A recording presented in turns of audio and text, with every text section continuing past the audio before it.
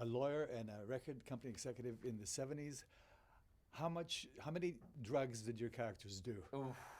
Thank God. Do, not do now. We still do, yeah.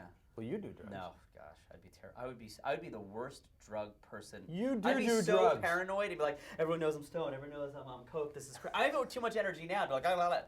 He really they does would have too much to drug energy. me back down. But Like, it would be a bit of a Wolf of Wall Street thing where you're balancing your drugs, if you will.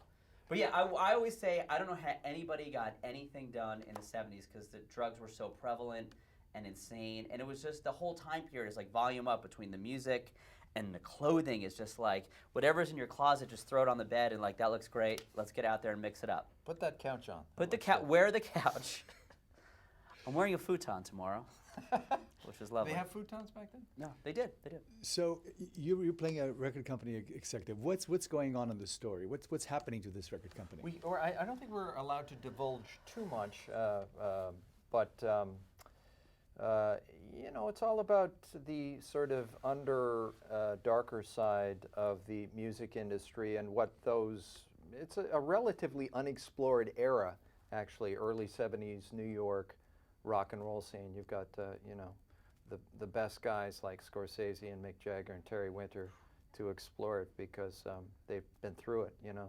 So yeah, it's just all these are, for me, all these are kind of complex three-dimensional characters who are not evil and they're not nice. They're just human, and you've got this unbelievable writing and a narrative. I heard Terry the other day talk about, you know, the narrative being told in Bobby's head like it's a piece of music, which sort of makes sense to me. So it's both jarring and sort of takes you back and throws you up, and it's like a drug trip in a sense. So yeah. Good answer. Good answer. Thank you. Great volume. For that affirmation. The pilot, the first episode, yes, is directed by Scorsese. It looks amazing. What makes Scorsese a master? Go ahead. Oh, I will. Okay, yeah, I got a thought. Well, we're God bless us. We were lucky enough to work with him twice on Wolf of Wall Street and now this. I think the greatest thing, it's like great soccer coaches in Germany or around the world, and also these iconic people. Nice throw for Thank Germany. you. There you go for Germany. Football. But they give their players the confidence to go out there to score that big goal. And when Marty says, PJ, I want you to go in and do this or whatever, like if he told me I was going to play Angela Merkel, Angela, the Chancellor, I feel like I can win an Oscar playing that woman, because that's the confidence he gives you to go out there and play a great Chancellor. Play a great Chancellor. Your thoughts? Pray or play? And pray that you're going to be a great Chancellor. For me, he's a... And pray for Germany, too, and America, and this entire love Germany. world. It's this perfect combination of kind of this documentary realism, which he loves, and which I love doing, and this way to tell a narrative story with a camera that I mean, he is the best actor's director I've ever worked with. And it's weird, because he's so famous. So you're kind of both, you know, at first you're like, wow, he's just so friggin' nice and funny.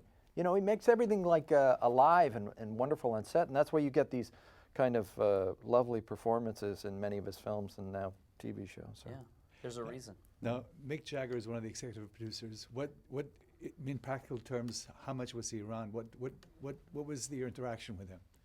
Well, obviously he's there sometimes on set. He was there at some table reads, but he sends his notes because he's obviously traveling and doing concerts. But you know, his information of the time period and him giving us access to like record executives that, you know, Terry just like takes down, and all of us that we interact with, that information is invaluable to us.